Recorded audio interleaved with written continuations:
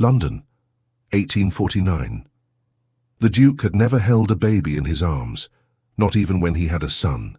He learned that far too late, through a letter written with dying hands, where the name of the woman he had once loved appeared beside a truth no one had ever told him.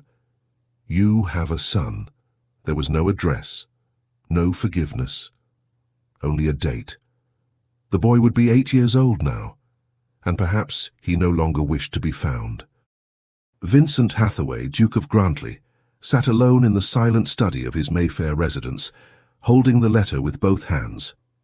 The ink was faded in places, not from age, but from something that looked very much like tears. He had read those words so many times over the past 3 days that he knew every line by heart, and yet he read them again and again, as if in some future reading the words might change, as if repetition could erase guilt. Vincent, forgive me for never having the courage to tell you. Forgive me for protecting your reputation when I should have protected our child. He exists. He carries your blood, and I abandoned him because there was no other path. My uncle forced me. I was young, frightened, alone. You were far away, and when you returned, there was no way left to speak. You were a duke. I was nothing. But before I leave this world, you must know, you have a son, and he deserves to be found, even if it is too late to be loved. The signature at the bottom was weak, almost illegible. Margaret Fletcher. Maggie. Vincent closed his eyes. She was dead. Tuberculosis. A slow, lonely death, without witnesses. And before dying, she had placed that truth into the hands of someone Vincent had never expected to see crossing the threshold of his home.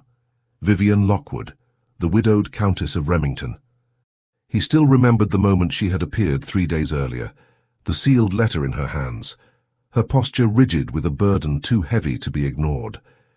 Vincent had always dismissed her, or rather ignored her, as he did all young widows who drifted through London's drawing rooms without apparent purpose. But when she handed him the letter and said in a steady voice, with green eyes that did not waver, "Miss Fletcher has passed away. And before she died, she made me promise I would find the child you never knew you had," Vincent realized something unsettling. He had never truly seen her before. Now, alone, the letter still trembling between his fingers, he understood something worse.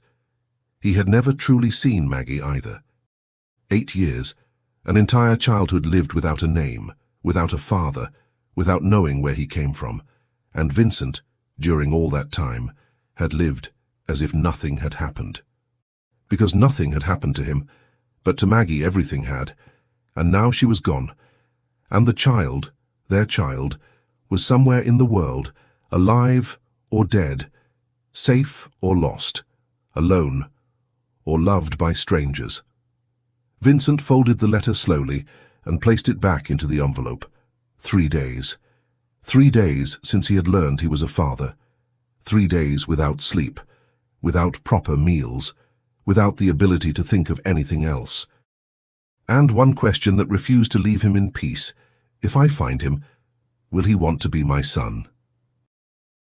If you too cherish period stories, those that whisper like old letters and echo like longing hearts, leave your like and subscribe to the Countess's Tales. Your support allows these narratives to cross oceans and reach more souls around the world. And before you go, tell me in the comments which city and country you're watching from. It's always enchanting to discover how far our stories travel. Vincent Hathaway was 30 years old. Dark brown hair always brushed back with deliberate precision, amber eyes that society found intimidating, and a posture drilled into him since childhood: never allow anyone to see weakness. A duke since the age of 22 after his father's sudden death, he learned early that titles were not privileges. They were gilded cages, where every gesture was observed, every word weighed, and every mistake turned into scandal. He had never married. He had refused every match his family attempted to impose, not out of romantic idealism, but out of guilt. A guilt he had not fully understood until 3 days ago. Now, seated alone in the empty study, Maggie's letter resting on the dark mahogany desk, Vincent finally understood what had haunted him for years. He had always known something was wrong. He had always felt he had left something behind in the summer of 1841, just months before his father's death and his own ascension to the dukedom. He was still a foolish young man, swollen with arrogance, dividing his days between horseback rides, books, and Maggie. Margaret Fletcher was the daughter of a ruined physician. She lived in a modest house in Bloomsbury and had dark eyes that seemed to understand thoughts he had never spoken aloud. They met at a minor ball, far from the grand salons of Mayfair. Vincent attended out of boredom. Maggie because someone had invited her out of pity. And for 3 months, only 3 months, they lived something Vincent never dared to call love, yet never managed to forget. Then his father fell ill. Vincent was sent to the continent to settle family affairs, to prepare himself for a title he did not yet want. When he returned 6 months later, Maggie was gone. No one knew where. No one asked. And Vincent, ashamed to search for a woman beneath his station, allowed silence to swallow everything. Now he knew why. She had been pregnant, alone, without resources.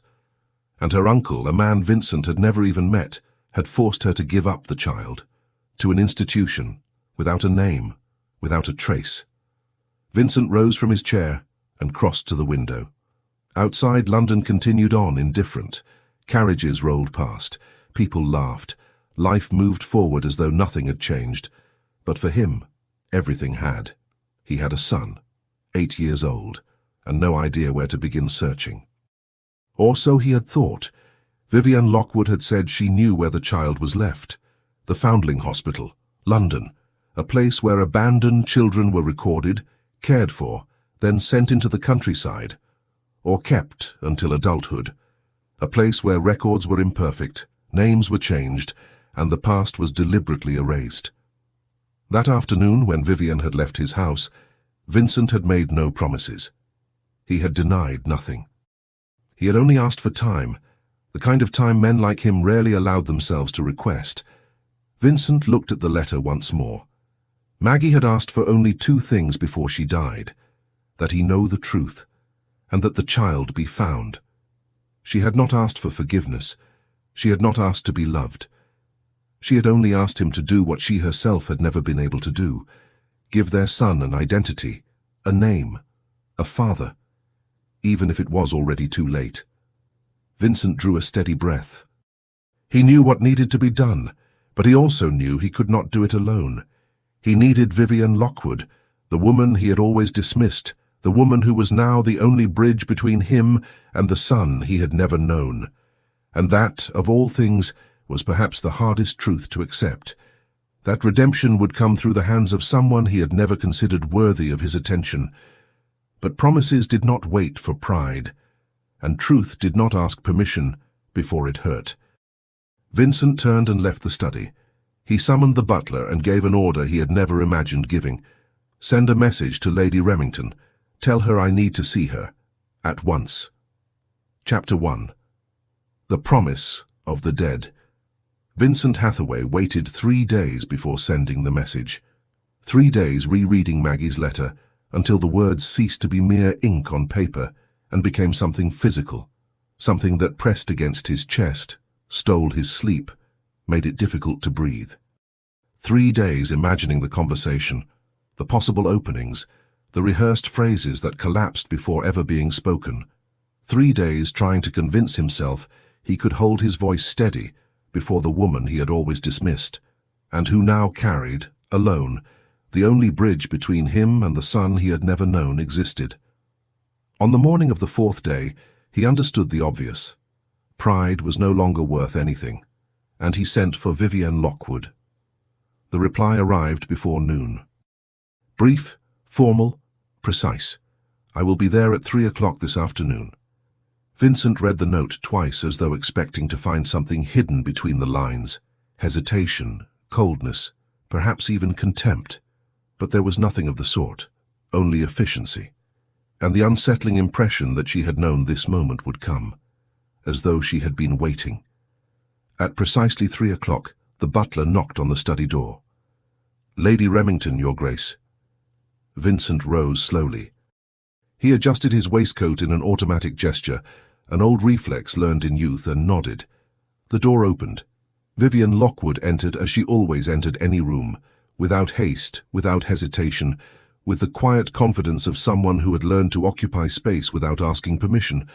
She was 26, with dark brown hair arranged in an elegant knot and green eyes far too observant to be ignored.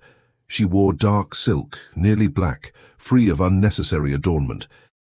Discreet mourning, silent independence. Vincent followed her progress across the room and felt an unexpected discomfort settle in his chest at a simple, disturbing realization. He had never truly seen her before. For years he had dismissed her as part of the scenery of London society, pretty enough to be noticed, insignificant enough to be forgotten. But now, standing before him, holding a small velvet reticule in her gloved hands, Vivian Lockwood seemed anything but irrelevant. "By your grace," she said, inclining her head slightly. Her voice was steady, neither warm nor deliberately cold. "Lady Remington," Vincent replied, indicating the chair opposite his desk. "Thank you for coming." Vivian sat with the flawless posture of someone trained never to appear out of place. Vincent returned to his side of the desk, but remained standing for a moment longer, searching for words that simply did not exist. There were no right words. "I imagine you know why I asked you here," he said at last. Vivian met his gaze without flinching. "Yes. You read Maggie's letter, and now you wish to know where the child is." Her frankness struck Vincent like a physical blow. He sat down slowly. "Yes," he admitted. "And you said that you know where he was left." Vivian nodded. She opened her velvet reticule and withdrew a small envelope, yellowed with age. She placed it on the desk between them. "Maggie left this with me before she died, along with the letter I gave you." Vincent stared at the envelope. He did not touch it. "What is inside?" "Instructions," she replied. "Details she never had the courage to say aloud, but wanted me to know, so that I could fulfill the promise she asked of me." Vincent's throat tightened. "What promise?" Vivian held his gaze for a long moment before answering, her voice low and resolute. "To find the child, and to tell the father the truth." The silence that followed was dense, heavy with everything neither of them knew how to name. Vincent reached out and opened the envelope with care. Inside was a single sheet, written in the same trembling hand as the letter he had received days earlier, shorter, more direct. "Vivian, if you are reading this, then I am gone. Forgive me for asking so much, but I trust no one else."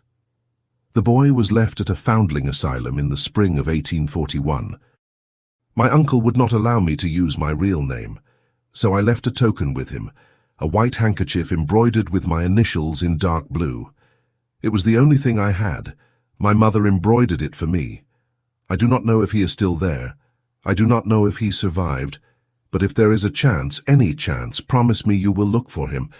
Promise me you will tell Vincent. He deserved to know. I never had the courage to tell him. But you were always stronger than I was." Vincent read it once. Then again. The words settled like permanent marks. An asylum, spring of 1841, an embroidered handkerchief, initials. He lifted his eyes. "You knew this from the beginning," he said, his voice rough. "From the moment you brought me her letter." "Yes." "And you waited for me to ask." "Yes." Something complicated formed in his chest, an uncomfortable mixture of anger and relief. "Why?" Vivian tilted her head slightly. "Because it was not my truth to tell, Your Grace. It was Maggie's.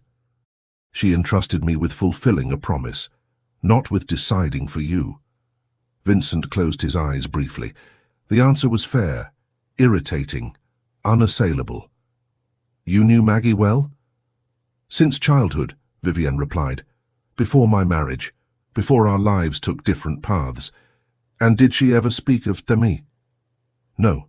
Never spoke of you, nor of the child. Only years later did she tell me she had given birth to a son and had been forced to abandon him.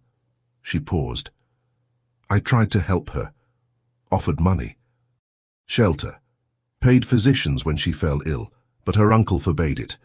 And when I insisted, he threatened to expose her publicly, said he would make an example of her immorality. Maggie begged me to stop. She said she had already lost her child. She could not lose her dignity as well. Something cold closed around Vincent's heart. She suffered alone, he murmured, for years, and I never knew. You did not know, Vivian said quietly, and Maggie made certain of that. She protected your reputation, your title, even when it cost her everything. Vincent looked again at the letter, at the words written by hands that no longer existed. She asked me to find the boy, Vivian said, and I intend to keep that promise, with or without your help. Vincent looked up sharply. With or without? Vivian leaned forward slightly. I did not come because you summoned me. I came because I promised Maggie. I will look for this child. If you wish to join me, you are welcome. If you prefer to remain distant, I will do it alone. Vincent remained still. No one spoke to him like that, without fear, without reverence, without calculation, and for the first time he felt something unexpected toward Vivian Lockwood. Respect and discomfort, because she did not need him. And he, perhaps for the first time in his life, desperately needed someone. I want to go, he said quietly. I need to. Vivian nodded. Then we will go together. When? Tomorrow morning, as early as possible. 8 years is already far too long. 8 years. An entire lifetime. Vivian rose, adjusting her gloves. Until tomorrow, Your Grace. Vincent stood as well. Lady Remington, thank you for keeping the promise, for coming, for not giving up. She looked at him for a long moment. Something softened in her expression. I am not doing this for you. I am doing it for Maggie. And for the child she was never allowed to raise. She turned and left. Vincent remained alone in the study, the letter still between his fingers, with the unsettling certainty that he had just encountered someone who did not bend before him, and who might be exactly the kind of ally he needed, even if that frightened him more than anything else. Chapter 2. The Asylum of Forgotten Children. Vivian Lockwood woke before dawn, as she had done ever since becoming a widow. Not out of discipline or habit, but out of restlessness. The silence of the empty house carried the weight of a constant presence, something that followed her from room to room, reminding her at once of everything she had lost and everything she had gained by losing it. Freedom, solitude, the strange sense that life only truly began when no one was watching. That morning, however, her restlessness had a name. Maggie. Vivian dressed without calling for a maid. She chose a dark wool dress, simple and practical, free of lace or ornament. She pinned her hair firmly in place and pulled on the sturdiest boots she owned. She was not going to a drawing room. She was going to a place where misery was organized, catalogued, and, whenever possible, forgotten. At precisely 8 o'clock, the Duke of Grantley's carriage stopped before her residence. Vivian descended the steps before the coachman had time to announce himself. She wanted no ceremony. She did not want Vincent Hathaway to think she needed to be fetched like a fragile lady awaiting courtesy. This was not a social call. It was a promise being kept.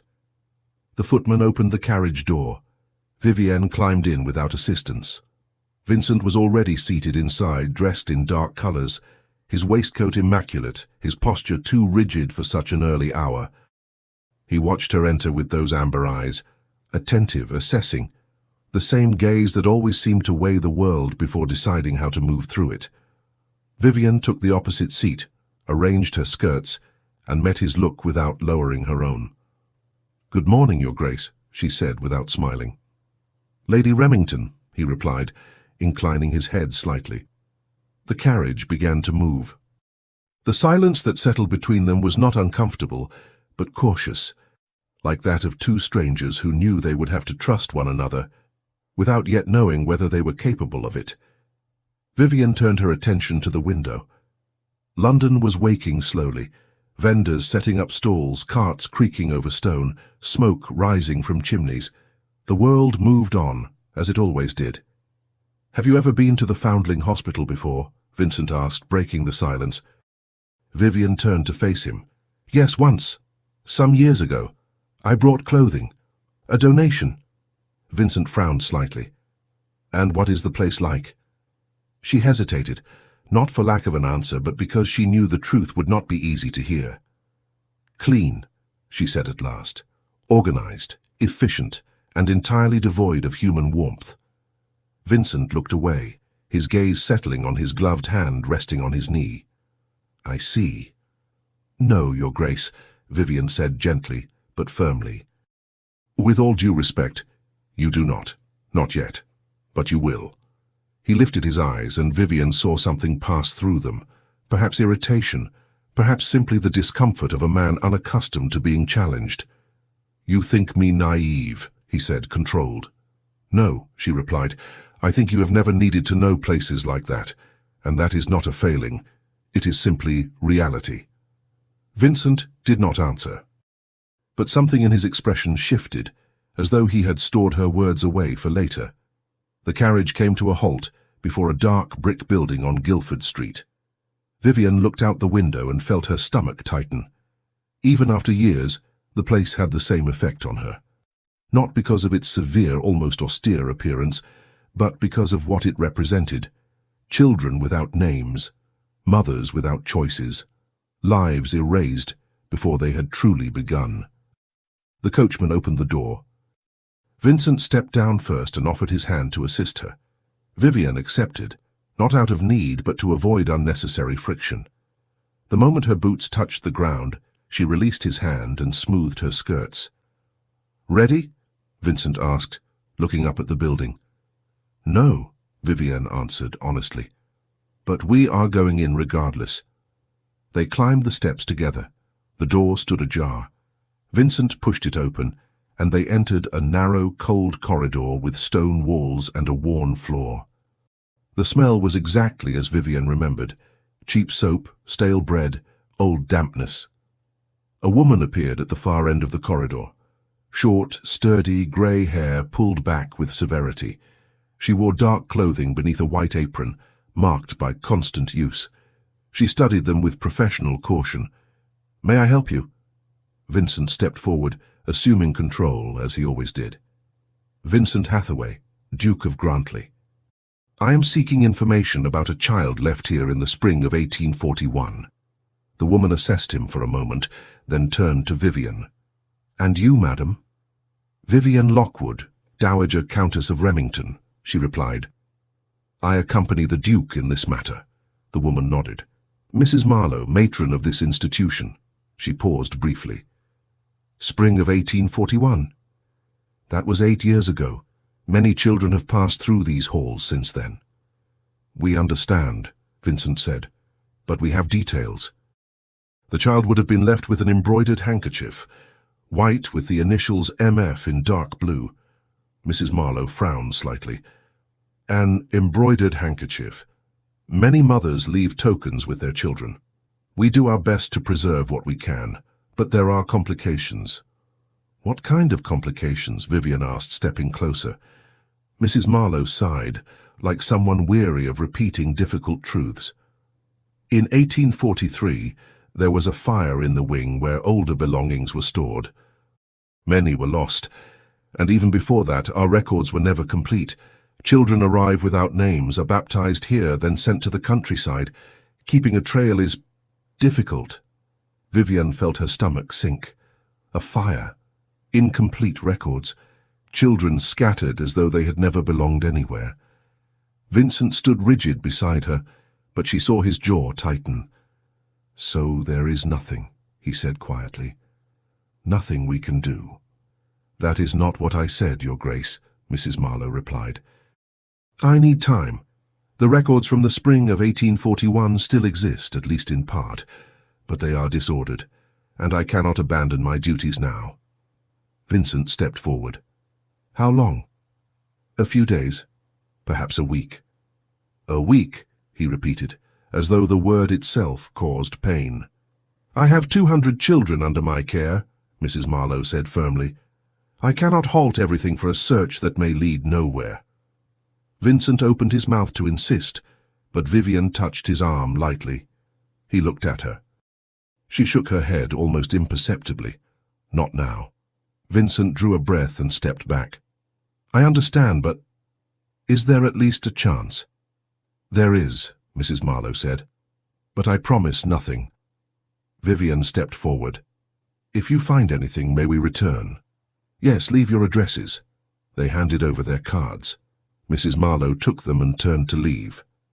"Thank you for your time," Vivian said. Mrs. Marlowe paused, glancing back. "I hope you find what you are seeking. But prepare yourselves for the possibility that you will not," and she disappeared down the corridor. The silence that remained was cold and heavy. Vincent looked around, bare walls, worn stone, absence itself. Then he turned and walked out without a word. Vivian followed.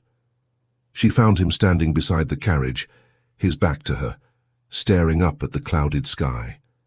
His hands were clenched, his breathing tightly controlled. "Your Grace," she said softly. He did not turn. "A week," he murmured. "Perhaps more, and no guarantees." Vivian stepped closer. "Yes." Vincent turned to her. Something had fractured behind that composed exterior. "How can a child simply disappear?" he asked. "Without a name, without a trace, as if he never existed?" Vivian held his gaze. "Because to society," she said quietly. "That is exactly what happened. He never existed."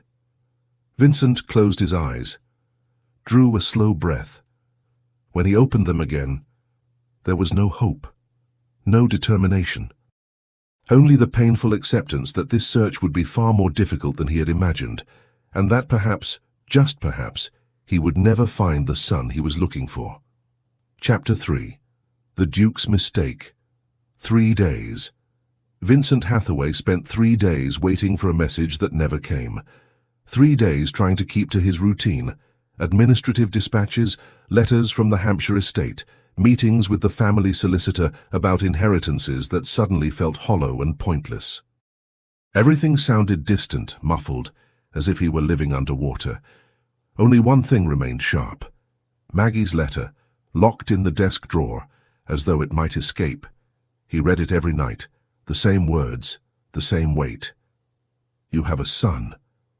On the 4th morning, Whitmore entered the study carrying the breakfast tray. Vincent did not look up from the scattered papers on his desk, documents he wasn't truly reading, only shifting about to perform normalcy. "Your Grace," the butler said, setting the tray on the side table, "you did not touch your supper last night, nor your breakfast the day before." "I'm not hungry," Vincent replied, without lifting his eyes. Whitmore hesitated. 30 years of service had taught him when to retreat and when to press. This time he pressed. "Forgive my presumption, Your Grace, but you have not been sleeping either. I hear footsteps in the corridor at all hours. And Davies mentioned you've refused assistance dressing." Vincent looked up at last. Whitmore stood there with that perfectly neutral expression that nonetheless concealed real concern. "I am fine, Whitmore." "With respect, Your Grace, you are not." Vincent drew a slow breath. He knew the man was right, but admitting it would mean explaining. And he did not know how. Perhaps he never would. "I appreciate your concern," he said, returning to the papers. "I am merely occupied." Whitmore nodded, bowed slightly, and left in silence. Vincent was alone again. He stared at the untouched tray, the useless papers, the window where a cold, indifferent morning poured in. Then he heard quick footsteps in the corridor. The door opened without warning, something only one person in this house dared to do. Catherine Hathaway Sinclair swept in like a contained storm. She was 27, her light brown hair pinned into an elegant knot, her blue eyes the same clear shade their father's had been. She wore moss-green tones suitable for a morning call. Beautiful, calm, a mother of 2 small children, everything Vincent was expected to be. "Vincent," she said, tugging off her gloves without ceremony, "Whitmore let me in. He said you were occupied. But I know a polite lie when I hear one." Vincent rose, trying to arrange his face into something normal. "Catherine, I didn't know you were coming." "Of course you didn't. If you had, you'd have invented a better excuse." She stepped closer, studying him with that look she'd had since childhood, the look that pierced every facade. "What is happening?" "Nothing." "Lie." She gestured at the desk. "You've had the same stack of papers for 3 days. You don't eat, you don't sleep. And yesterday you refused to visit Mother in Hampshire, the visit we arranged weeks ago." Vincent looked away. "I'm busy." "With what?" Her voice softened. "Vincent, I'm your sister. I know when something is wrong. And whatever it is—" She leaned in slightly, gentler now. "You don't have to carry it alone." His throat tightened. He wanted to tell her. He wanted to set the weight down somewhere other than his own chest. But how did one explain it? How did one say there was an illegitimate 8-year-old child lost somewhere in England? How did one confess to a failure so absolute it had become a part of his bones? "Catherine," he said carefully, steadying his voice, "I appreciate your concern, but there are things I cannot share. Not yet." She watched him for a long moment. Then, instead of pressing harder, she simply nodded. "All right, when you can, I will be here." Gratitude, guilt, and fear tangled in his ribs. "Thank you." Catherine picked up her gloves, but before leaving she turned back. "Mother is furious. She said if you refuse the next invitation, she will come to London herself." Her mouth curved faintly. "And we both know that isn't an empty threat." Vincent almost smiled. Almost. "I'll tell her I'll be present." Catherine nodded and left. Vincent tried to sit, but his restlessness had become physical, something burning beneath his skin. Waiting had turned unbearable. 4 days since the Foundling Hospital. No word. A week. Perhaps more. And if there was nothing, if no one remembered, if the child had simply vanished into the countryside like smoke. He went to the window. Mayfair carried on. Carriages, laughter, hurried footsteps. The world hadn't stopped, but his had. He returned to the desk, took up paper and pen, and began to write. He sealed the letter and called for Whitmore. "Have this delivered to the Foundling Hospital, today." When he was alone again, he felt, for the first time in days, something close to control. He was acting. He hoped Mrs. Marlowe would understand. 2 days later, the reply arrived. Vincent was in the study when Whitmore entered with a letter laid upon the silver tray. The seal was plain, cheap wax, Foundling Hospital. His hands shook only slightly as he opened it. He read it once, then again, a possible match, a white cloth, sent to the countryside in 1845. It was not proof, it was not certainty, but it was something. For the first time in days, hope rose inside him. Small, fragile, dangerous. His eyes caught the final line. "Should you and Lady Remington wish to return to the hospital?" Vivian's name had been included deliberately. Mrs. Marlowe expected them to come together. Vincent closed his eyes for a moment. He had to write to Vivian. He had to admit the mistake. He had to acknowledge, at last, that he could not do this alone. He sat down and wrote. It was not elegant. It was not perfect. But it was honest. He sealed the envelope. "Deliver this to Lady Remington. Today." When Whitmore left, Vincent remained alone, holding Mrs. Marlowe's letter between his fingers. A possible match. Not proof, but hope. And even knowing it might destroy him, Vincent let himself feel it. For the first time. Chapter 4. The Countess's Decision. The letter arrived late on the 6th day, just as Vivian was beginning to accept that there might be nothing more to be done. Mrs. Davies entered the drawing-room carrying a silver tray. "A letter for you, milady." "From the Duke of Grantley." Vivienne lifted her eyes from the book she had been pretending to read. She took the envelope carefully, as though it might burn her fingers. She had not expected news from Vincent, still less that any reply from Mrs. Marlowe would come through him. She broke the seal slowly and read in silence. It did not take long. The words were few, direct, but they carried something she had not expected to find. Humility. Mrs. Marlowe had found a possible match. She wished to see them in person. And Vincent Hathaway, Duke of Grantley, a man accustomed to entering rooms as though the world owed him deference, was asking for help. I humbly ask. I cannot do this without you. Vivienne folded the letter carefully, holding it between her fingers as if it was something fragile. A strange tightness settled in her chest. Vivienne walked to the window. Outside, London moved on in its usual indifference. Carriages passing, distant voices, ordinary life refusing to pause. Inside her, however, something had shifted. For the first time, Vincent Hathaway was not merely the arrogant duke who had ignored her for years, nor only an absent father in search of redemption. He was a flawed man, lost, human enough to admit it. And that disarmed her, because it meant he was not who she had believed him to be.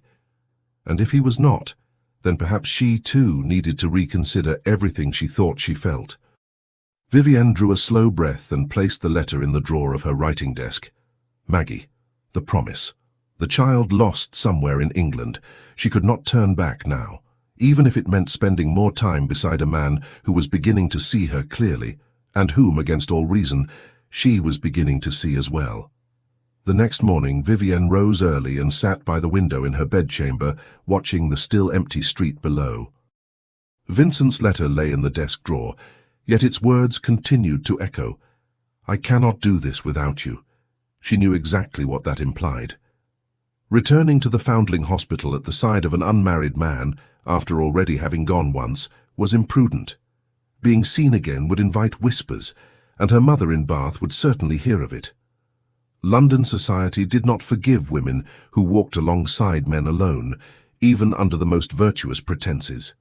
But withdrawing was not an option. Abandoning Maggie, abandoning the promise, abandoning a child who might still be alive. Vivienne closed her eyes, accepting what had already been decided. If she was to continue, she would do so carefully. Mrs. Davies would accompany her, not as a discreet servant but as a visible companion, a presence sufficient to quiet speculation, enough to keep a safe distance, and it would end quickly. Because her freedom, won through widowhood and preserved with effort, was far too precious to risk without caution. That very afternoon, Vivienne wrote to Vincent. Not a long letter, not explanations, only what was necessary.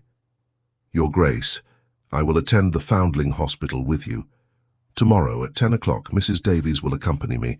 Sincerely, Vivienne Lockwood. She sealed the envelope and sent it away. Then, alone in the quiet of her house, she allowed herself to feel the weight of what she was risking. Her reputation, her peace, her autonomy, all for a child who might no longer exist, all for a promise made to a dead friend, but also, and this unsettled her more than she wished to admit, for a man who, with each passing day, seemed less a duke and more a human being. And that, Vivienne knew, was the one danger against which she had no defences. Chapter 5. Yorkshire. Vincent Hathaway had not slept properly since sending the letter to Vivienne. 2 days of waiting, 2 days spent imagining what her answer might be, whether it would come at all, whether she would agree to continue beside a man who now admitted with no small discomfort that he had acted foolishly more times than he cared to count. Her reply had arrived the previous afternoon, short, direct, without embellishment. I will attend the Foundling Hospital with you, tomorrow at 10 o'clock. Mrs. Davies will accompany me. Vincent read the lines more than once, searching for something between them. Judgment, hesitation, a trace of reproach. There was nothing, only efficiency, as always, and the mention of Mrs. Davies, the companion. Vivienne was protecting herself, preserving her reputation, being practical as she always had been. Vincent could not tell whether that realization brought him relief or an unexpected sting of disappointment. The next morning, precisely at 10, his carriage stopped before Vivian's residence in Mayfair. He stepped down before the coachman could open the door, adjusting his dark coat and immaculate waistcoat. He mounted the steps and knocked. A maid opened the door. Vivian appeared immediately behind her, already prepared to leave. Dark green wool dress, shawl secured firmly at her shoulders, leather gloves. Behind her stood Mrs. Davies, hair pinned with severity, posture alert, a small bag in her hands, the sort of woman who noticed everything and commented little. "Your Grace," Vivian said, inclining her head slightly. "Lady Remington," Vincent replied. He turned to the companion. "Madam." Mrs. Davies gave a discreet curtsy. Vincent helped Vivian into the carriage, then Mrs. Davies. He entered last and took the seat opposite them. As the carriage began to move, the silence that formed was dense but not uncomfortable. Cautious, as though all of them knew they were about to cross a threshold and that nothing would be the same on the other side. Mrs. Davies turned to the window, tactfully withdrawing. Vivian rested her hands in her lap, posture impeccable. And yet Vincent noticed what most would have missed. Her fingers were clenched too tightly. She was nervous, and strangely, that calmed him. It meant she felt the weight of this moment as well. "Mrs. Marlowe said there was a possible match," Vivian said, breaking the silence. "Yes," Vincent replied. "A boy. Entered in the spring of 1841. There is mention of a white cloth. Nothing conclusive, but it is the only record that aligns." Vivian turned toward him. "And he was sent to the countryside. In 1843. Where?" Vincent hesitated. She preferred to discuss it in person. Vivian nodded slowly and returned her gaze to the window. Vincent watched the tension in her jaw, the restraint in her breathing, and realized something he had not expected to notice. She was strong, not because she felt no fear, but because she felt it, and continued anyway. The carriage stopped before the Foundling Hospital. They stepped down. Mrs. Davies remained one pace behind Vivian, discreet but unmistakably present. The cold corridor greeted them with the same familiar scent: cheap soap, stale bread, old dampness. Vincent felt his stomach tighten. Each visit made the weight of the place more apparent. Children without names, mothers without choices, lives erased before they truly began. Mrs. Marlowe appeared at the end of the corridor. She assessed them quickly, and without comment approved the presence of the companion. "Your Grace, Lady Remington." "This way, please." She led them into a small side room. A plain table, wooden chairs, a narrow window admitting pale light. Upon the table lay a thick book of old records. Vincent and Vivian sat. Mrs. Davies remained by the door. "I reviewed the records from the spring of 1841, Mrs. Marlowe said, opening the book, "and I found this." She turned the volume so they could see. The handwriting was old, faded, uneven. Entry, April 14th, 1841. Male. Name assigned, Thomas. Object left, white handkerchief, initials MF. Vincent's heart began to race. "Thomas." "Yes," Mrs. Marlowe confirmed, "but such names rarely remain. When children are sent to the countryside, names are often changed, to ease integration, to erase the past." Vivian leaned forward slightly. "Where was he sent?" Mrs. Marlowe hesitated, tracing the next line with her finger. "The note says only Yorkshire. No town, no family, just Yorkshire." The ground seemed to give way beneath Vincent. "That is half of northern England." "Yes," she replied plainly. "It is." Vivian exchanged a look with Vincent. Frustration, hope, fear, all tangled together. "Is there anything else?" she asked. "Any detail at all?" Mrs. Marlowe turned another page, lingered, bent closer. "There is a marginal note, likely written by a nurse." "What does it say?" Vincent asked. "That the child was taken by a farming couple, without children of their own, simple people, Protestant." "Living in the West Riding of Yorkshire," Vincent's pulse quickened. West Riding, well, that is something. There is more, Mrs. Marlowe added. The nurse noted that the boy was about 4 years old when he was taken, and that he still kept the embroidered white cloth. Silence filled the room. The handkerchief, Vivienne murmured. Yes, Mrs. Marlowe confirmed. If it was kept for so long, it may still exist. Vincent closed his eyes briefly. This was no longer merely a vague possibility. A farming couple, West Riding, a 4-year-old boy, a handkerchief. Mrs. Marlowe closed the book carefully. It is still a difficult search. Yorkshire remains vast, but it is no longer a lost needle. It is a thread, and threads can be followed. Vincent looked at Vivienne. We need to go. She nodded. Now we know where to look. Outside, the carriage waited. Mrs. Davies entered first, granting them privacy. Yorkshire, Vivienne said, gazing at the clouded sky. That means days of travel. Yes. Prolonged company. Yes. She turned to him. If we do this, we need rules. My reputation is already under scrutiny. Mrs. Davies will travel with us, Vincent said without hesitation, and I will bring a servant, or my secretary, nothing ambiguous. Vivienne studied him for a moment. And when we arrive? Vincent drew a breath. I don't know, but we will do it together. On your terms. She nodded. When do we leave? He knew he ought to plan. To notify people, to organize, but he also knew that every day mattered. Tomorrow. Vivienne looked at him, and for the first time, Vincent saw neither distrust nor resistance. He saw partnership. Tomorrow, she repeated, and she stepped into the carriage. Vincent remained where he was for a moment.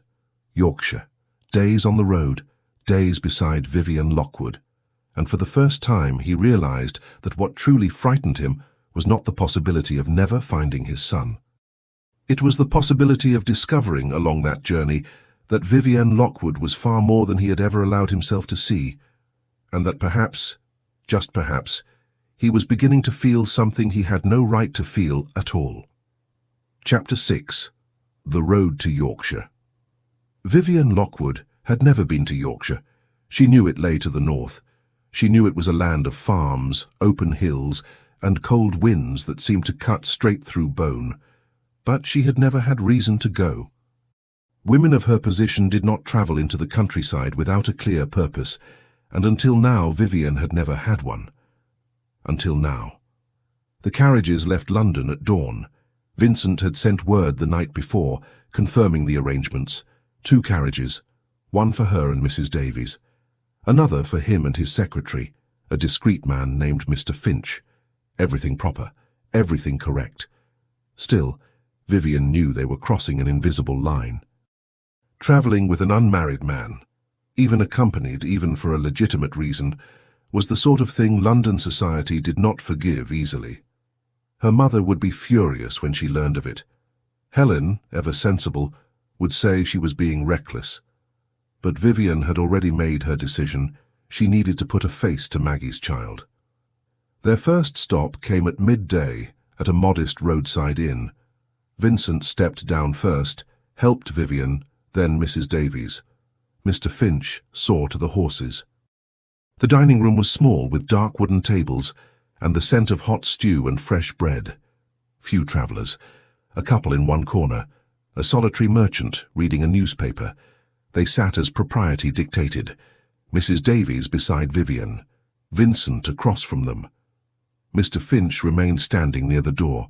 They ate in silence for several minutes. "How long until Yorkshire?" Vivienne asked at last.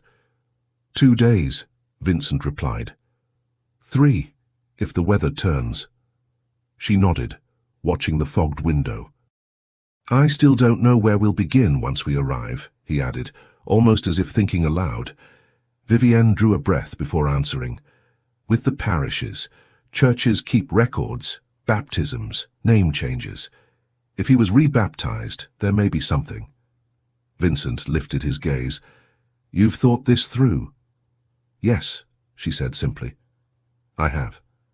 He watched her a moment longer than necessary, and Vivienne felt that strange discomfort again, as if she were being seen in a new way. "Is that how you found information about Maggie?" he asked. Vivienne hesitated. "No, Maggie never hid from me. She just never told me everything. Until the end." Vincent lowered his gaze to the untouched soup. "She protected me," he murmured, "even knowing it would destroy her." "She loved you," Vivienne said, neither softening nor hardening the truth. "In her own way. And love sometimes is that. Protection, even when it hurts." He looked up. Something gave way then, not dramatically but permanently.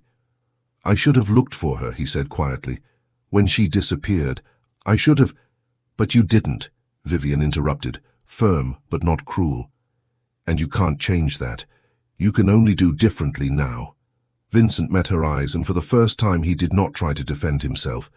"Yes," he said simply, "I can only do differently now." Mrs. Davies cleared her throat discreetly. The real world returned. But something in the air had shifted. Vincent Hathaway was no longer trying to justify the past. He was trying to amend it. And that, this quiet surrender to fault, was more compelling than Vivienne wished to admit. By evening, they stopped at a larger inn. Separate rooms, everything correct, everything proper. And yet, when Vivienne closed her bedroom door, she felt the weight of proximity. Vincent was only a few steps away, separated by a wall too thin for comfort. And for the first time since her widowhood, Vivienne felt something she had believed buried.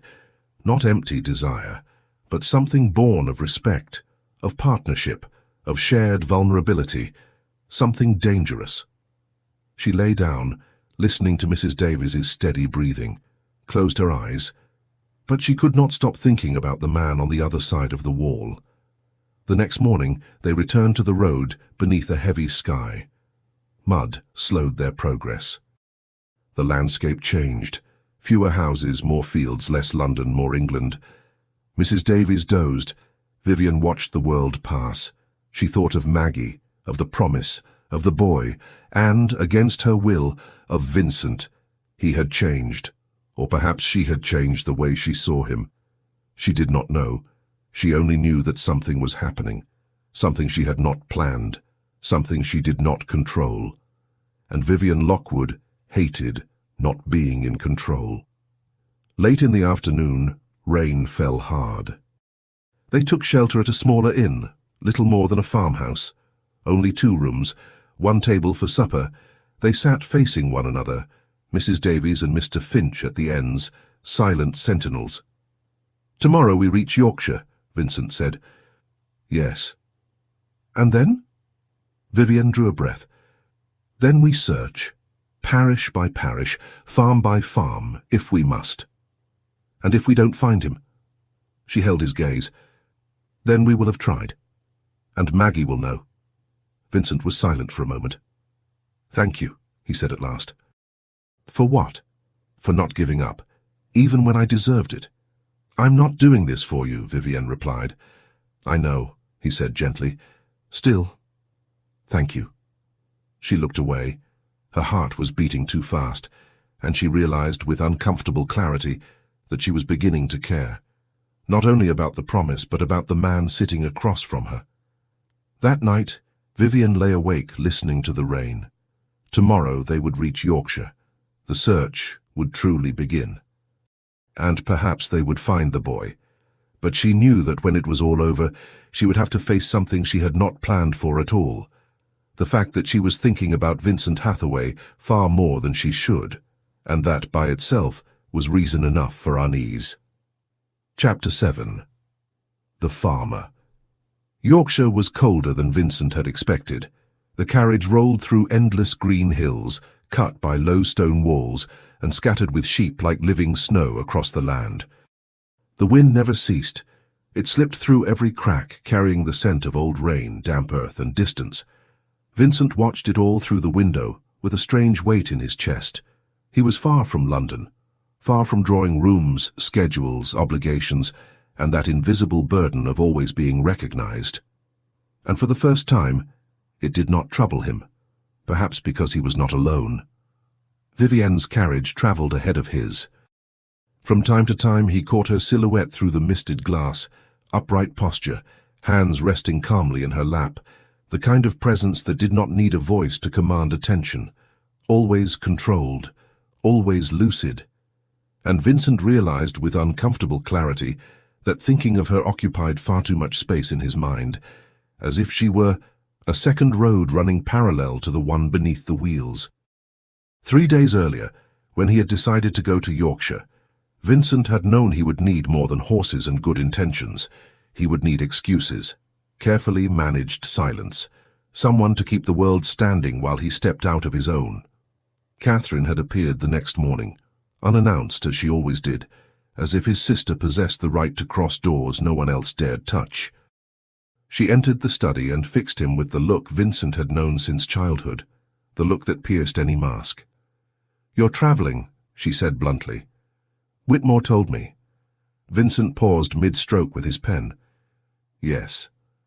"Where?" "North." Catherine crossed her arms, impatient. "Vincent, don't treat me like a child. Where? And why?" He took a slow breath. He could not tell her everything. Not yet. But he also could not lie to her the way he lied to the rest of the world. "I'm dealing with something," he said at last. "Something personal that I can't delay." Catherine studied him for longer than was comfortable. "Does this have anything to do with Lady Remington?"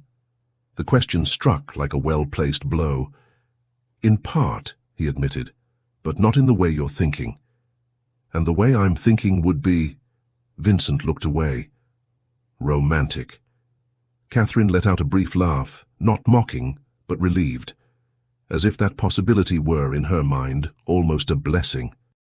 "It would be good if it were," she said more softly.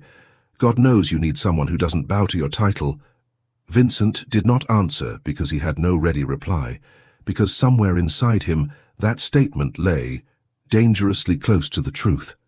Catherine stepped closer and lightly touched his shoulder, a rare old gesture.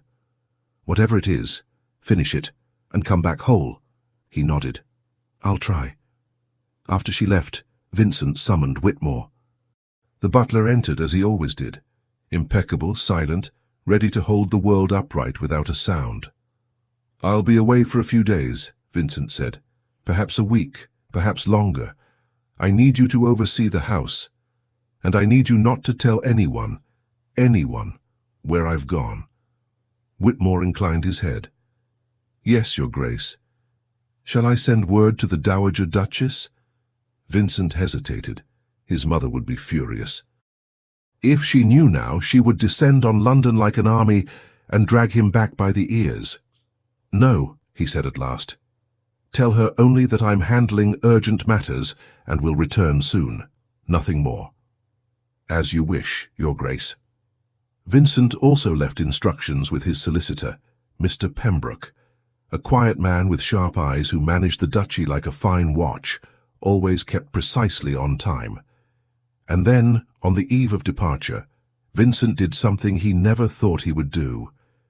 He put away the velvet coats, the embroidered waistcoats, the silk cravats. He dressed in wool, brown, plain, a simple waistcoat, a black cravat without sheen, nothing that announced Duke. Because in Yorkshire, he did not want to be Your Grace. He wanted to be just a man looking for his son. The village where they stopped was called Thornfield, no more than a stone church, a low inn, and a handful of houses gathered around a modest square. The wind sliced through the street, as if no walls in the world were strong enough to stop it. Vincent stepped down first, then helped Vivienne and Mrs. Davies from the other carriage. Mr. Finch went to see to the horses. Vivienne pulled her shawl tighter around her shoulders and pointed to the stone building at the far end of the road. "The church. We start there." Vincent nodded, and the four of them walked without haste, as if hurrying would only waste breath in that wind. The church door stood open. Inside, the air smelled of old wood and candle wax, neatly aligned pews, a simple altar, and a silence that did not feel empty. It felt attentive. A man emerged from the shadows, short, sturdy, grey-haired, dressed in black. A parish priest with the hands of someone who had buried far too many. "May I help you?" he asked, cautiously curious. Vincent stepped forward. "Good morning, Reverend. My name is Vincent Hathaway. This is Lady Remington. We are looking for information about a child who may have been brought to this area some years ago, around 1843, 1845. The priest frowned. "Many years, many children." Vivian spoke before Vincent could press. "A boy, from London, from the Foundling Hospital. He may have been rebaptized, he may have been given another name." The priest folded his arms, thoughtful. "Foundling Hospital. Yes, I've heard of it. Families here sometimes take children from there. They need hands for the land. It's common enough." Vincent's heart leapt as if someone had pulled a cord inside him. "Do you remember any such case?" he asked. The priest hesitated. "Perhaps, but I'd need to check the books, and that takes time." Vincent opened his mouth, an old instinct, but felt Vivian's light touch on his arm. It was minimal, almost nothing. But it was command. He looked at her. She shook her head. "Just enough. Don't press." Vincent drew a breath, swallowed the habit. "I understand, Reverend," he said, controlled. "But would it be possible to check? We will wait." The priest studied them both, her steady posture, his almost painful effort at restraint. Then he nodded. "Come back tomorrow. I'll look." "Thank you," Vincent said sincerely. Outside, the wind seemed even colder. Vivienne looked at him, her expression practical as ever. "Tomorrow. That means we'll stay here tonight." "Yes," Vincent replied. "There's an inn there." She followed his gaze to the small inn, modest, plain, without charm, but she nodded. "Then let's go." That night, Vincent sat in the room he shared with Mr. Finch. His secretary already slept, breathing heavily, like a man who did not carry ghosts in his chest. Vincent stood by the narrow window. Outside, Yorkshire slept beneath a starless sky, as if even the heavens rationed light in that place. Tomorrow might bring a lead. Tomorrow the search might take a real step. And yet, his thoughts kept returning to small things, to the way Vivian had spoken to the priest, without haste, without artifice, without laying his title on the table like a coin. She had asked the right questions, and more than that, she had known when to stop. Vincent realized he had trusted her instinctively, not because she promised results, but because she knew how to read people, something he, with all his refined education and inherited authority, had learned far too late. Tomorrow there might be a clue, perhaps a farm name, a surname, a path. But Vincent also knew this. When he found the boy, if he found him, the search would end. Vivian would return to London, and he would return to his usual place, the duchy, the responsibility, the silence. The thought unsettled him in a way he could not name. It was not the fear of failure. It was the idea that when it was all over, something between them would have to end as well. Something discreet. Still without shape, still without a name, but real enough to ache just imagining it. Chapter 8. Jamie. Vivienne had not slept well. The inn's bed was hard, the mattress too thin, the pillow uneven. But that was not what had kept her awake. It was the anticipation, the restrained fear, the unsettling sense that once morning came, nothing would ever be simple again. They might find the boy. And then, what? Vivienne had spent hours staring at the dark wooden ceiling, listening to Mrs. Davies's steady breathing beside her, trying not to think about the man lodged on the other side of the corridor, trying not to think about Vincent, and failing every time. The next morning they went down to the small dining room of the inn. Vincent was already there, seated by the window, a cup of tea held between his hands. He wore the simple brown coat, the unadorned waistcoat, no insignia, no rehearsed posture, just a man.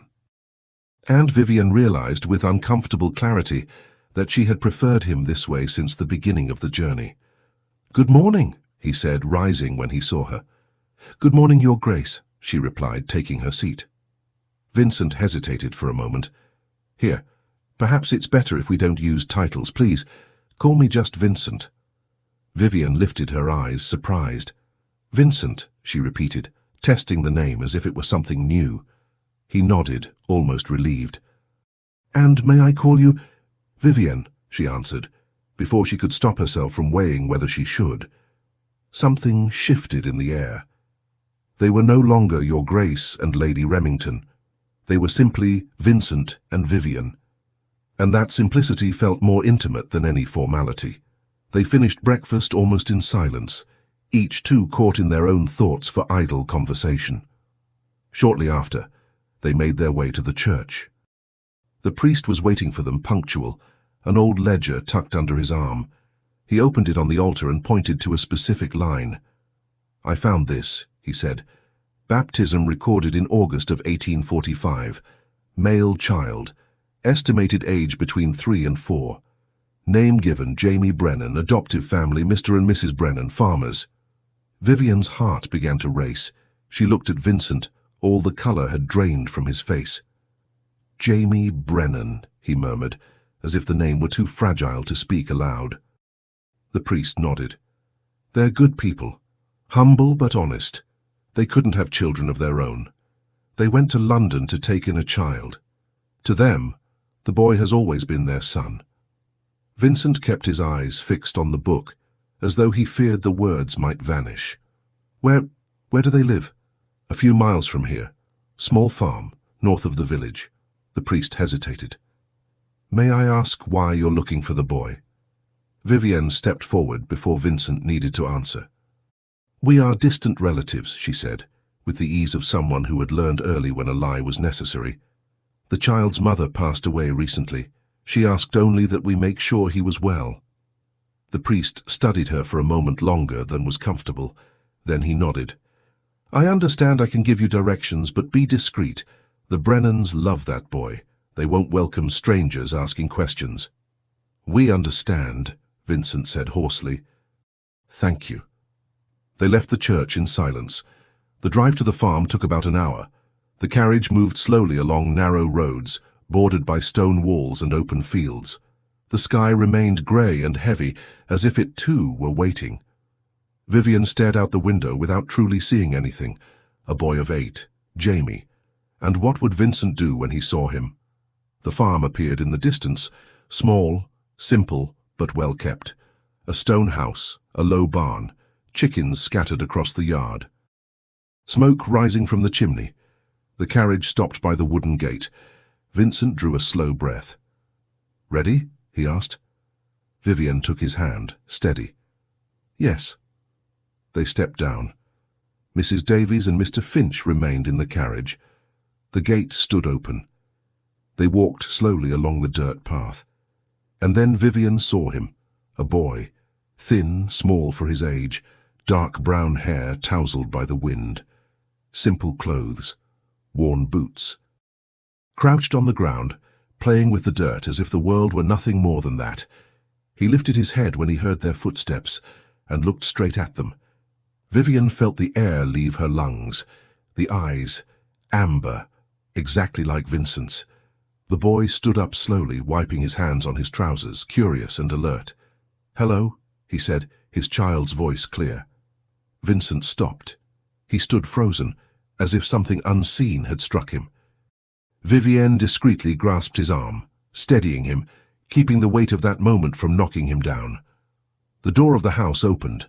A woman stepped out, still young, apron dusted with flour, expression cautious. "Can I help you?" Before Vincent could answer, a man emerged from the barn.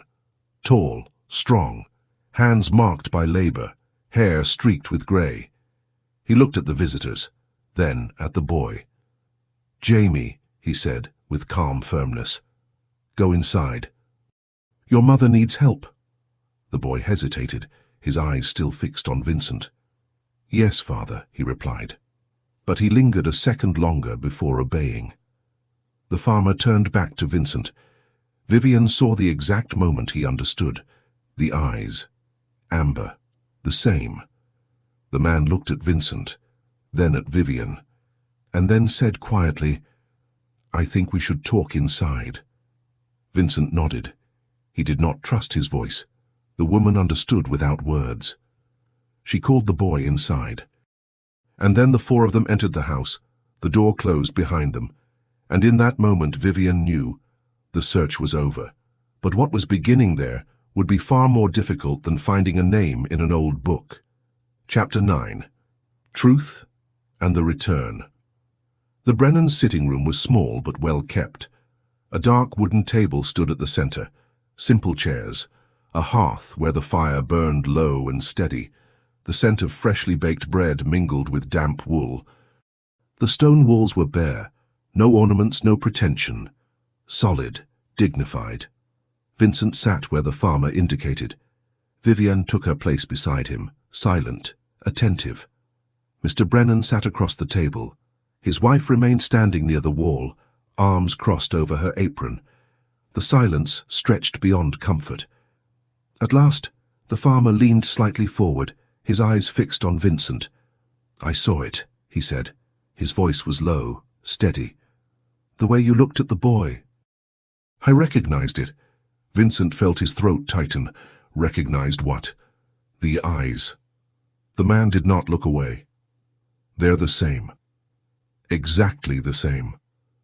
Mrs. Brennan lifted a hand to her mouth. "Who are you?" she asked, her voice trembling. Vincent drew a deep breath. He had known this moment would come, and he knew he could not lie. "My name is Vincent Hathaway," he said slowly. "I am Jamie's biological father." Mrs. Brennan closed her eyes. Mr. Brennan did not move. "And why have you come here?" he asked carefully. "To take him?" "No." The answer came quickly, firmly. "I haven't come to take anyone." The farmer frowned. "Then why are you here?" Vincent looked down at his hands on the table, then at Vivian. She gave the smallest nod, barely perceptible, steadying him. "Jamie's mother died a few weeks ago," Vincent said. "Before she passed, she left a letter. She told me she had a child. My child. She said she had been forced to abandon him." "Forced?" the farmer repeated. "Yes." Vincent hesitated. "We were young. When she realized she was pregnant, I was already gone. I never knew. Not until the letter arrived." Mr. Brennan glanced at his wife, then back at Vincent. "And what do you want now?" "Nothing." Vincent met his gaze. "I don't want to change anything. I only needed to know he was well, that he was alive, that he was loved." The farmer leaned back, crossing his arms. "He is. He always has been. He is our son." "I know," Vincent said, his voice breaking. "I saw it. When he called you father, I saw that he's happy here." Mrs. Brennan stepped forward, her eyes wet. "Then why did you come if you don't intend to take him?" "Because his mother asked me to," Vincent replied, breathing deeply. "She asked me to find him. And because I needed to know he existed, that he wasn't just a shadow of what might have been." Silence filled the room again. "And now that you know," the farmer asked, "what do you intend to do?" "Nothing that would disturb his life," Vincent said carefully, "but I would like to take responsibility. For you. For the boy." "We don't want charity," Mr. Brennan said at once. "This isn't charity," Vincent replied. "It's duty." He reached into the inner pocket of his coat, removed a thick envelope, and placed it on the table. "For his education, for the security of the farm, to make sure nothing is ever lacking. It doesn't need to be explained now, but when he's older, if you believe it's right, you may tell him the truth." Mr. Brennan picked up the envelope, felt its weight, did not open it. "And if he asks who you are?" Vincent swallowed. "Tell him the truth, that I am his biological father, that his mother loved him, and that I loved him too, even from a distance." "And if he wants to meet you?" Mrs. Brennan asked softly. Vincent felt his eyes burn. "I will be here. Always. But the decision will be his." Mr. Brennan slipped the envelope into the pocket of his waistcoat, looked at his wife. She nodded, crying quietly. "Jamie is our son," he said at last. "He always has been, but if one day he wants to know you, we won't stand in the way." Vincent rose with effort. He shook the farmer's hand, firm, calloused, honest. "My address is inside the envelope. Thank you for everything, for loving him when I couldn't." "He's a good boy," the man replied. "Strong." "Kind?" Vincent only nodded. The tears no longer obeyed him. Outside, the sun was beginning to set. The door opened and Jamie ran into the yard, laughing as he chased a chicken. He stopped when he saw the visitors. "Are you leaving already?" he asked. Vincent knelt in front of him. "Yes, we have to go back home." "Why did you come?" Vincent smiled with effort. "To make sure you were well." "I am," the boy said simply. Vincent nodded. "I know." Jamie studied him for a moment, then held out his hand. Vincent took it, felt the warmth, the life in it. "Goodbye, sir," the boy said. "Goodbye, Jamie." And he ran back inside. Vincent remained kneeling for a moment longer. Then he stood. Vivian took his hand. "It was the right thing to do," she said softly. He didn't answer. He only nodded. The carriage pulled away. Vincent watched through the window until the farm disappeared from sight. And then he cried. Vivian did not let go of his hand. The journey back took 3 days. Few words. A silence that was full, shared. On the final night, Vincent spoke. "Thank you." "For what?" "For staying. For helping me do what was right." "I did nothing beyond what was necessary," Vivian replied. They arrived in London at dusk. Standing before her house, the titles returned. "Thank you for the company, Your Grace." "Thank you for everything, Lady Remington."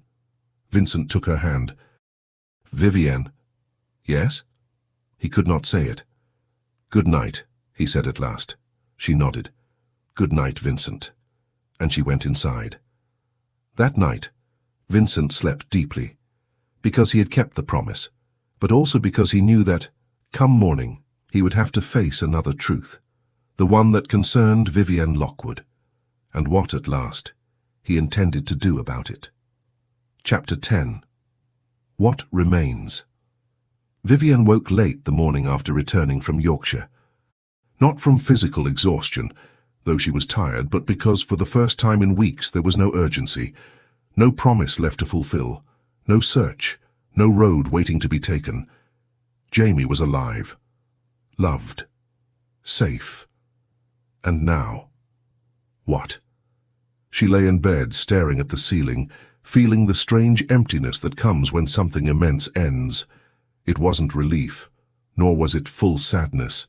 It was the absence of immediate purpose, as if the world had suddenly lowered its volume. The following days passed slowly. Vivienne tried to return to routine, books she couldn't focus on, embroidery that went nowhere, polite visits from acquaintances far too curious for her liking. Veiled questions about the trip to the countryside with the Duke, she answered as she had been taught since girlhood. Charity, a promise, a friend who had passed away. Most accepted it. Some whispered. No one confronted her outright. Helen Ashford arrived on the afternoon of the second day unannounced. She sat across from Vivienne and studied her in silence for longer than was comfortable. "You're different," Helen said at last. "Different how?" "Quieter, as if you're waiting for something." Vivienne looked away. "I'm not waiting for anything." Helen leaned forward. "Vivienne, don't lie to me." Vivienne closed her eyes. "We found the boy. He's well. Everything is finished." "And the Duke?" The question was simple. The impact was not. "He didn't say anything," Vivienne replied. "When we returned, he just said goodbye." Helen took her hand. "Maybe he doesn't know how to say it. Or maybe there's nothing to say." Helen sighed. "Or maybe he's an idiot." Vivienne laughed, a short, wet laugh that almost broke into a sob. Helen stayed a few more minutes, then left. And Vivienne realized she couldn't remain in that limbo. She needed to know, even if it hurt. On the morning of the third day, the letter arrived. Mrs. Davies brought it in with breakfast. Vivian recognized the seal before she even touched the envelope. The ducal crest. She read it once, then again, then a third time. There is something I need to say. If she didn't go, she would spend the rest of her life wondering.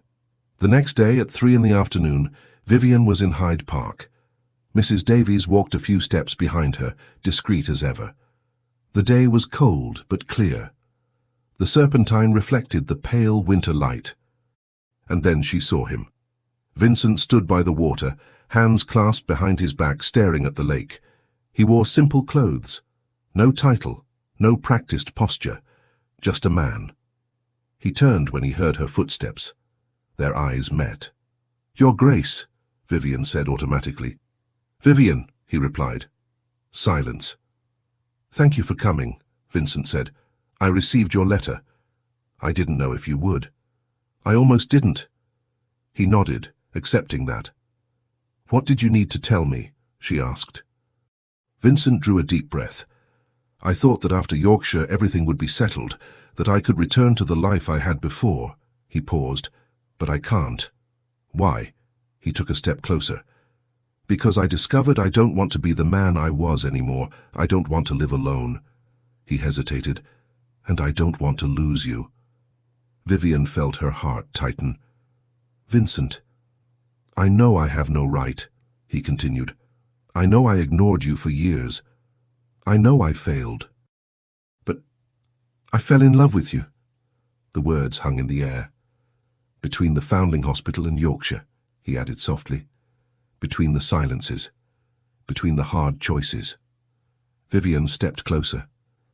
"And what do you want now?" "A chance," he said. "For us to be happy. Together."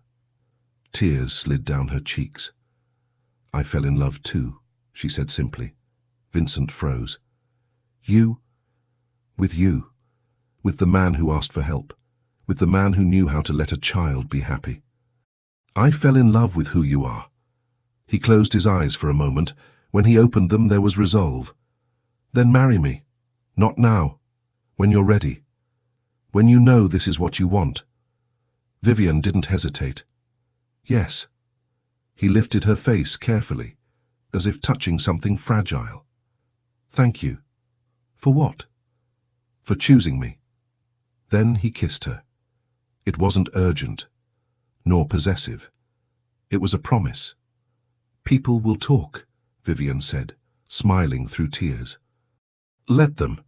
Your mother will interrogate me." "I've already written to her," Vincent replied. "I told her it was time I grew up." Vivian laughed. "And Catherine?" "Catherine cried. She said Maggie would be at peace, that Jamie is exactly where he should be." They stood there hand in hand, looking out over the lake. The wedding took place on a cold March morning. Few guests, simple flowers, no excess. When Vivian entered, she saw Vincent waiting for her as if she were the only person in the world. "Thank you," he whispered. "For what?" "For choosing me." "You always deserved it," she replied. "You just needed to find out." That night, in the carriage taking them to Hampshire, Vivian looked out at the dark countryside. She thought of Yorkshire, of the farm, of the boy with amber eyes. Vincent took her hand. "What are you thinking about?" "Jamie." "So am I." They fell into silence. And Vivian understood then that this gentle ache, that quiet longing, would be part of them forever. But it would not break them, because they had chosen to build something new. Together. Epilogue. Yorkshire. Spring, 1859. Jamie Brennan was 18 when his parents gave him the letter. It was his birthday morning. He'd come down for breakfast expecting warm bread, perhaps the simple cake Mary baked every year, and the familiar comfort of an ordinary day. Instead, he found John and Mary seated at the table as if they were waiting for an important visitor. Too serious, too quiet. Between them sat a small wooden box. "Jamie," John said, his voice calm but carrying a weight Jamie could not yet name. "Sit down. There's something you need to see." Jamie sat slowly. The box was plain, worn with age, the initials JB carved into the lid. Mary slid it toward him, as though returning something she had never truly owned. "We've kept this for you since you were little," she said softly.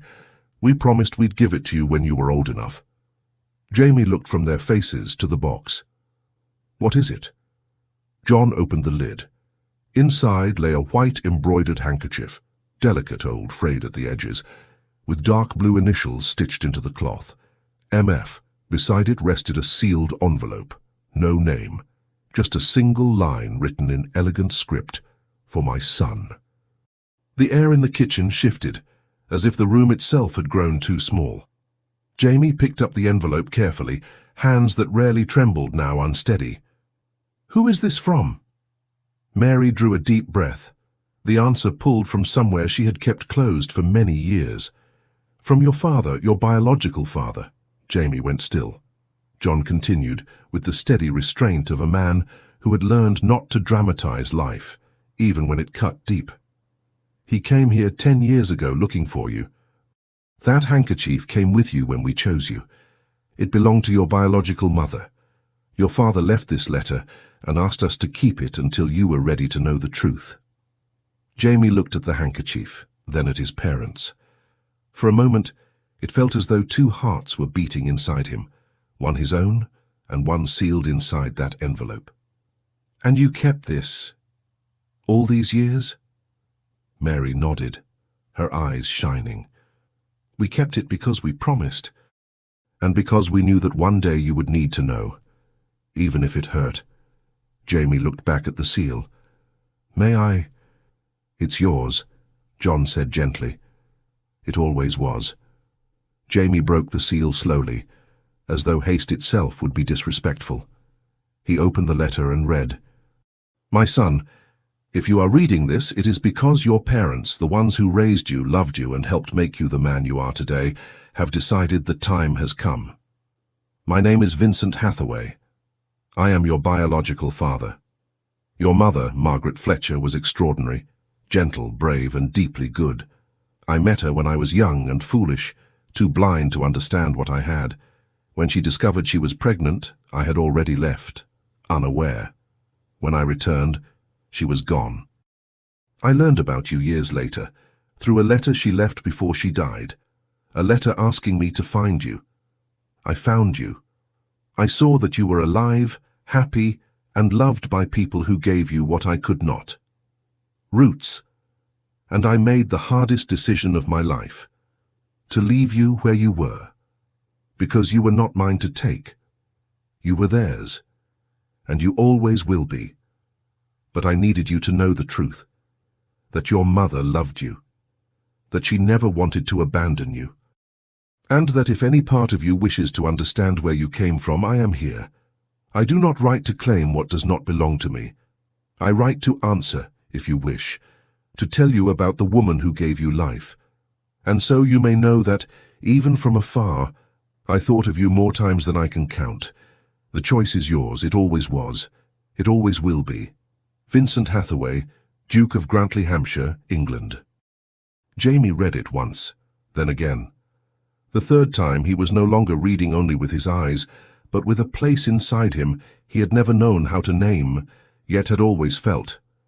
When he finished, he held the handkerchief between his fingers, tracing the embroidered initials as if he might feel the woman who had once held it, M.F. Margaret Fletcher, his mother. He looked up at John and Mary Brennan, the only people he had ever called mother and father. "Is it true?" he asked, almost in a whisper. "Everything in the letter," John nodded. "It is." Jamie felt his eyes burn. "Why didn't you tell me?" Mary clasped his hand tightly. "Because you were happy, because you were our son, and because we didn't know how to tell you without breaking you in two." Jamie swallowed hard. He looked again at the envelope, which now felt like a doorway. "He really came here? This man, Vincent Hathaway?" John nodded. "He did. With a woman. Vivian, I believe was her name. He watched you playing in the yard like he was witnessing a miracle, a man who didn't know what to do with his own face."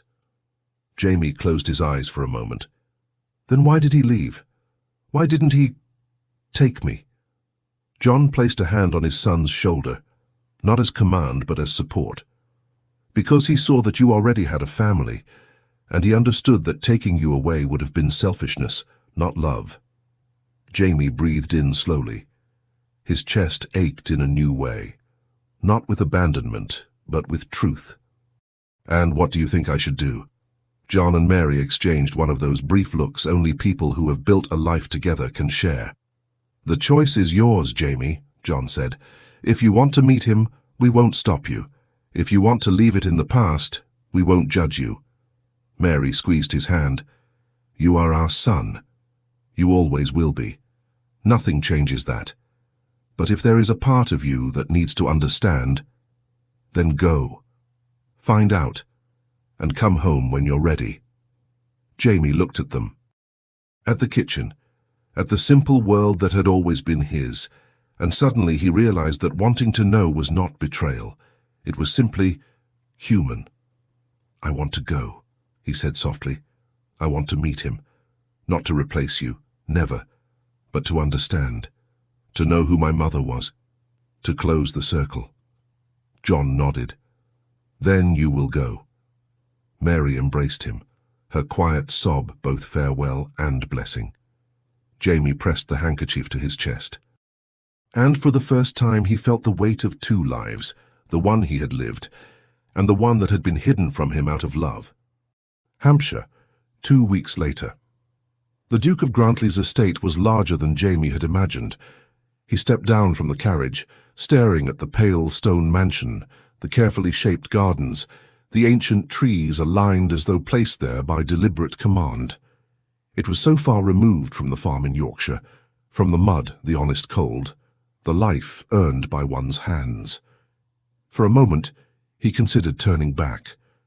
Then the door opened, and a man appeared, tall, broad-shouldered, dark brown hair threaded with grey at the temples, and eyes, amber eyes, that Jamie recognized with sudden pain, because he had seen them in the mirror all his life. Vincent Hathaway descended the steps slowly, as though afraid any sudden movement might undo the moment. He stopped a few paces away. They stood facing each other, unsure how to begin. Jamie spoke first. My name is Jamie Brennan, he said, his voice steadier than he felt. I received your letter. Vincent closed his eyes briefly. When he opened them, they shone. Jamie, he said hoarsely, you came. I did. Vincent took a step forward, not like a duke, but like a man trying not to fall. Thank you for giving me this chance. Jamie nodded, unable to find words. The door opened again. A woman stepped outside, dark brown hair, green eyes, a dress elegant without excess. There was warmth about her, as if the house were truly lived in, not merely inherited. Vivienne Hathaway. She descended the steps and stood beside Vincent, looking at Jamie as though she already knew him somehow. You have his eyes, she said softly. Jamie looked at her. You're Vivienne? I am. She smiled. And you're Jamie. At last. Before Jamie could reply, children's voices burst from inside the house, alive and unrestrained. 2 children rushed out and down the steps, a boy of about 7, hair in untidy brown curls, and a 5-year-old girl with green eyes identical to her mother's. Papa, Mama, who is he? The boy asked, fearless, only curious. Vincent looked at the children, then at Jamie, and the truth surfaced on his face, impossible to hide. This is Jamie, he said. He is my son, your brother. The boy's eyes widened. I have a brother. You do, Vincent said, his voice faltering slightly. You do. The girl studied Jamie frankly. Are you going to live here? Jamie felt his throat tighten. He looked at Vincent, at Vivienne, at the children who were somehow part of the same story, though he had lived outside it. I don't know, he answered honestly. Not yet. Vincent stepped closer. You don't have to decide anything now. You can stay as long as you like, or leave tomorrow. The choice is yours, Jamie. It always will be. Jamie looked at him. the man who had let him go because he loved him too much to hold him, and something inside his chest loosened. "I'd like to stay," he said quietly, "for a few days. To get to know, to understand." Vincent nodded, unable to speak at once. Vivienne extended her hand. "Then welcome, Jamie, to your home, for as long as you wish." Jamie took her hand, and for the first time since opening the envelope in Yorkshire, he felt that perhaps, just perhaps, everything might finally have a place. That evening after dinner, Vincent and Jamie walked through the gardens. The sun was setting, painting the sky in shades of orange and rose. The air was cold, yet peaceful. Vincent spoke first. "Your parents, John and Mary, how are they?" Jamie smiled, touched with longing. "Well, strong, worried about me, as always." Vincent nodded with genuine respect. "They are good people, the best." "They are," Jamie agreed.